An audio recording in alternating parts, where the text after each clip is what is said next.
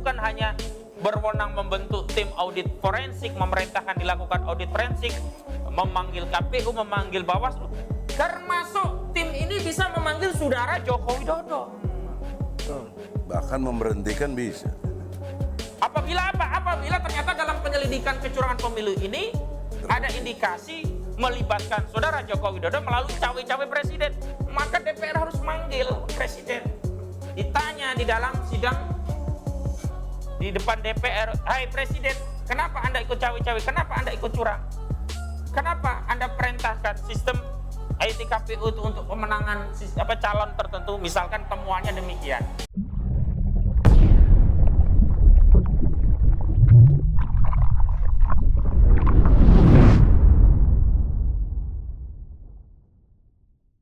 Saudara Yusril Iza Mahendra yang beberapa waktu lalu di media memberikan statement bahwa masalah pemilu ini penyelesaiannya menurut konstitusi harus dibawa ke Mahkamah Konstitusi begitu, agar ada kepastian begitu.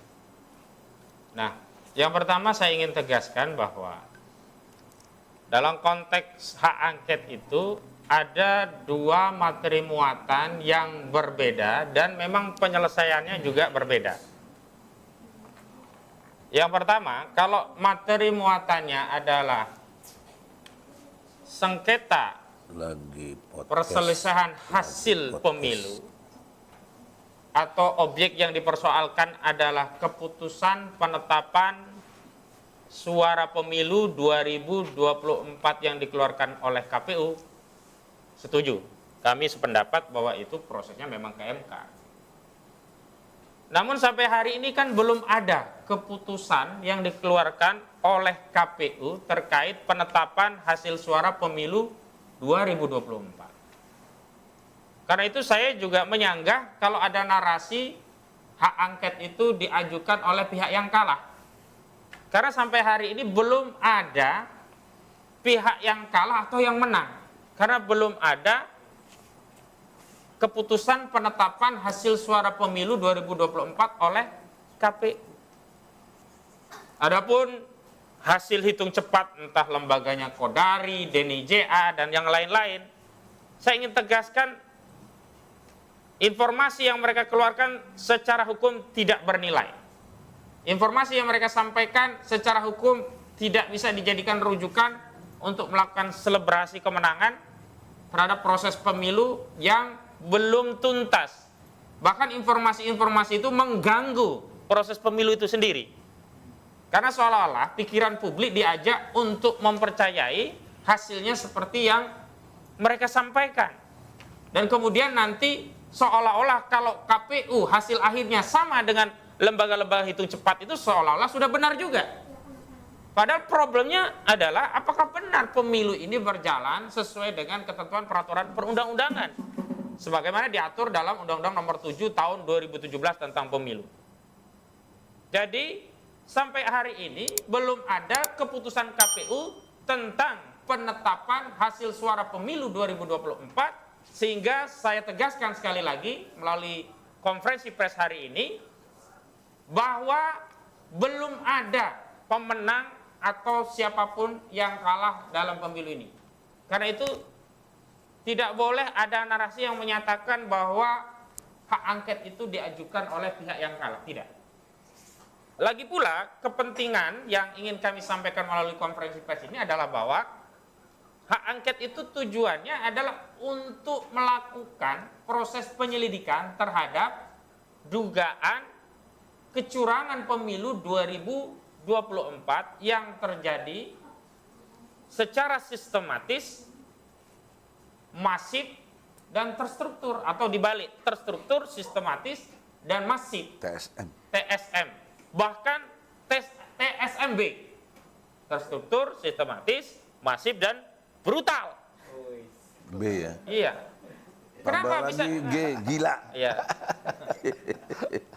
Kenapa demikian? Karena temuan-temuan yang hari ini kita saksikan dalam sejumlah informasi, baik pra pencoblosan, saat pencoblosan, hingga hitungan yang dilakukan oleh Sirekap, itu semuanya mengindikasikan kecurangan yang bersifat terstruktur, sistematis, dan masif.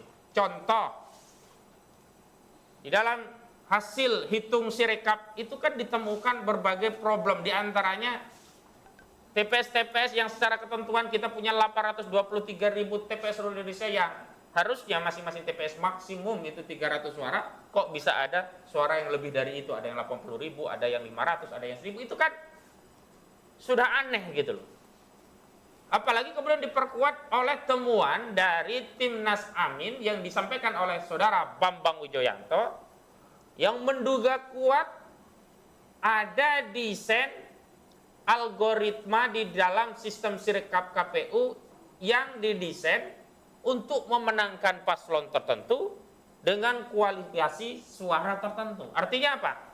Ada dugaan kuat sistem IT di KPU itu, sistem Sirekap, sistem rekapitulasi suara KPU itu didesain untuk memenangkan paslon tertentu dan dengan suara tertentu. Artinya suara tertentunya adalah melebihi 50% dan sebarannya sesuai dengan ketentuan pasal 416 tersebar di lebih 20 provinsi sehingga cukup satu putaran gitu. Nah, temuan dugaan seperti ini harus diklarifikasi, diverifikasi, dan dibuktikan.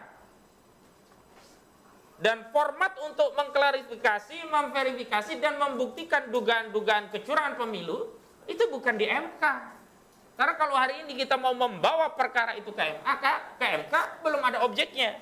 Apa yang mau kita gugat ke MK? Wong KPU belum mengumumkan keputusan kok. Belum ada penetapan hasil suara, belum ada penetapan siapa yang menang atau yang kalah. Adapun selebrasi yang dilakukan oleh paslon tertentu, sebut saja saudara Prabowo dan Gibran Raka Buming Raka, itu kan selebrasi yang prematur. Belum waktunya. Dan bahkan saya menduga ada intervensi asing dalam selebrasi itu. Kenapa? Karena duta besar Cina kok berani-beraninya memberikan ucapan selamat kepada Prabowo Subianto, padahal belum ada penetapan hasil suara pemilu 2024 ini oleh KPU. Lalu apa tujuan daripada duta besar Cina datang ke Prabowo memberikan ucapan selamat? Waduh. Apa dia mau berfungsi sebagai buzzer? Sementara Amerika enggak ya? Kita kesampingkan yang lain lah, kita fokus Cina. Iya. Negara yang lain menghormati karena belum ada keputusan. Saya nggak mau juga nanti kita dianggap pro Amerika juga gitu, Bang.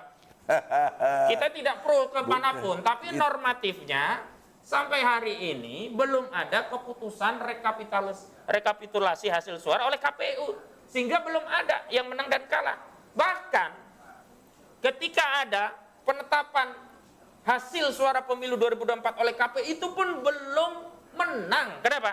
Masih bisa digugat. Walau kita tahu hasil gugatannya juga kita bisa takar kalau itu dibawa ke Mahkamah Konstitusi. Karena itu kami ya punya inisiatif memberikan dukungan kepada DPR agar apa? Agar proses kecurangan-kecurangan ini bisa dibuktikan benar atau tidaknya. Kalau terbukti benar, ya pemenangnya yang menang dengan kecurangan ini ya tidak boleh dipertahankan. Harus dibatalkan. Kalau tidak, ini akan membersihkan pemilu ini dari berbagai praduga. Artinya apa? Hasil pemilu menjadi legitimate. Kalau tidak ada proses kecurangan ini dibiarkan, maka apa? Akan ada praduga bahwa pemilu ini tidak legitimate dan ini juga berbahaya bagi pemenang. Seolah-olah dia menang karena kecurangan. Jadi ini ada kebaikan bagi semua calon, semua paslon. Kalau dia menang, berarti dia menang dengan menghilangkan berbagai praduga. Nah selanjutnya kenapa pilihan politik hak angket ini yang kami dorong? Terus terang saya sama Bang Egy tidak memilih, nanti Bang Egy bisa tambahkan, karena sudah punya pengalaman panjang di MK. Apalagi pasca keluarnya putusan 02, Majelis Kehormatan Mahkamah Konstitusi. Ingat, Majelis Kehormatan Mahkamah Konstitusi memberikan sanksi Anwar Usman dicopot dari jabatannya sebagai ketua MK, itu bukan karena Anwar Usman main perempuan, bukan karena Anwar Usman main judi, bukan karena Anwar Usman misalkan dia mabok-mabokan, bukan. Jadi pelanggaran etiknya bukan terkait pribadi seorang Anwar Usman, tapi pelanggaran etik saat memutus perkara, mengadili dan memutus perkara nomor 90. Yang bersifat nepotisme. Di mana di putusan itu akhirnya Gibran bisa lolos karena pasal 169 huruf Q Undang-Undang Nomor 7 Tahun 2017 ditafsirkan dan akhirnya nggak harus 40 tahun, boleh kurang 40 tahun asal pernah menduduki jabatan politik melalui pemilu atau pilkada. Jadi umat normal ya. Artinya ketidakpercayaan kita bukan hanya kepada pribadi Anwar Usman, juga kepada lembaga MK, karena pelanggaran etik yang dilakukan oleh Anwar Usman yang dia dipecat itu bukan karena pelanggaran etik secara pribadi yang saya sebutkan tadi.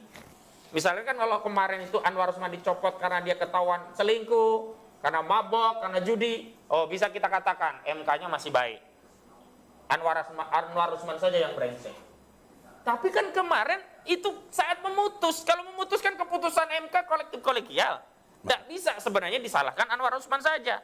Artinya ini juga yang membuat kita tidak percaya sama lembaga Mahkamah Konstitusi. Kan Gitu. semua hakimnya kan juga Semua hakimnya kan terlibat.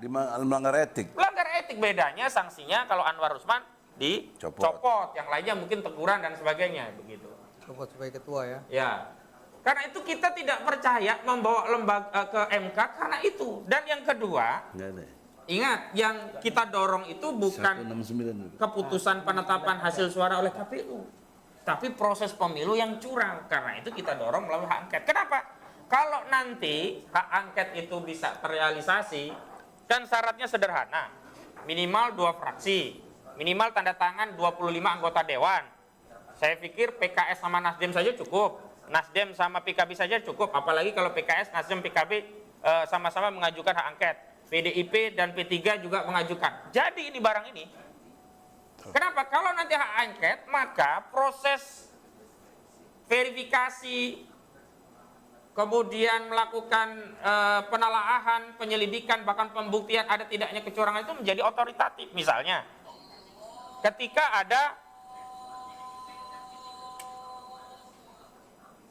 ada dugaan sistem Sirekap ini didesain dengan algoritma untuk memenangkan paslon tertentu dengan jumlah suara tertentu, Timnas Amin kan mengajukan permohonan untuk melakukan audit forensik kepada KPU dan Bawaslu. Tapi kan tidak ditindaklanjuti. Kenapa? Karena tidak punya kewenangan. Tapi nanti kalau DPR melalui panitia angket nanti, ya mau tidak mau harus dilakukan. Karena punya kewenangan, bahkan bukan hanya berwenang membentuk tim audit forensik, memerintahkan dilakukan audit forensik, memanggil KPU, memanggil Bawaslu, termasuk tim ini bisa memanggil saudara Joko Widodo. Bahkan memberhentikan bisa. Apabila ternyata dalam penyelidikan kecurangan pemilu ini ada indikasi melibatkan saudara Joko Widodo melalui cawe-cawe presiden, maka DPR harus manggil presiden. Ditanya di dalam sidang di depan DPR, "Hai Presiden, kenapa Anda ikut cawe-cawe? Kenapa Anda ikut curang? Kenapa Anda perintahkan sistem IT KPU itu untuk pemenangan calon tertentu, misalkan temuannya demikian." Nah, ini yang bisa melakukan ini DPR. MK nggak bisa. MK nggak bisa. Dan pertimbangan selanjutnya adalah begini, agar sengketa pemilu ini diselesaikan secara politik melalui politisi di Senayan. Jangan sengketa ini diselesaikan melalui hukum. Nggak akan tajam hukum itu melawan politik. Kecuali persoalan hukum bisa diselesaikan dengan lembaga hukum. Ini persoalan politik. Maka yang menyelesaikan harus lembaga politik, yakni DPR dengan kewenangan politik, kewenangan angket. Tambahannya adalah, kalau ini diambil alih DPR, maka rakyat juga ada jaminan keamanan. Jadi tidak lagi kita dibenturkan, kepung KPU, kepung MK. Sementara orang-orang partai tidak berinisiatif untuk membela suara-suara rakyat yang sudah memilih. Iya. Padahal kan kalau ini berhasil, yang beruntung siapa? Yang lebih beruntung partai, karena mereka bisa menang gitu. Kalau merubah konstelasi kan mereka bisa menang. Nah, maka kita dorong partai ini yang punya kepentingan politik dan kekuasaan, dia harus berada di depan. Sehingga jangan sampai nanti mereka yang dapat kekuasaan, rakyat yang dikorbankan. Nah, kalau mereka di depan dengan hak angket kita dukung, karena kita juga tidak suka, tidak ridho ada kecurangan. Siapapun nanti yang menang. Jadi bukan berarti kita pro 01, pro 03, benci 02. Tidak.